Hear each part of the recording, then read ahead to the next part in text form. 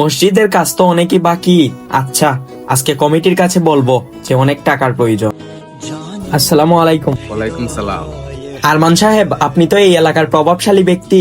আমাদের মসজিদ নির্মাণ কাজে অনেক কাজই বাকি রয়েছে, আপনি কি কিছু টাকা দান করবেন? কিছু টাকা মানে মসজিদ নির্মাণের সব খরচ আমি বহন করব। মাশাল্লাহ ভাইজান, তাহলে তো আমার আর কোনো চিন্তাই নেই। আমার একটু শর্ত, আমি ব্যতীত এই মসজিদে কেউ আর কিছু দিতে পারবে না।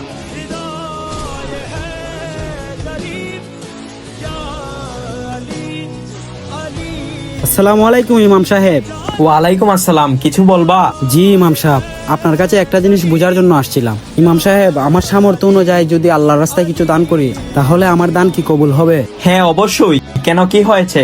কিন্তু আমি তো এই মসজিদের সম্পূর্ণ খরচ বহন করতে পারবো না, এজন্য আমার সামর্থ্য অনুযায়ী একটা ইট এনেছি। আলহামদুলিল্লাহ, আল্লাহ তাআলা তোমার দান কবুল করুক। মসজিদ আল্লাহ তাআলার ঘর, ওই ঘরে আপনি মন থেকে নিয়ত করে কোনো কিছু দিলে তা অবশ্যই আল্লাহ তাআলা কবুল করবেন। মসজিদের কাজে যে যতটুকু পারেন সাহায্য করবেন।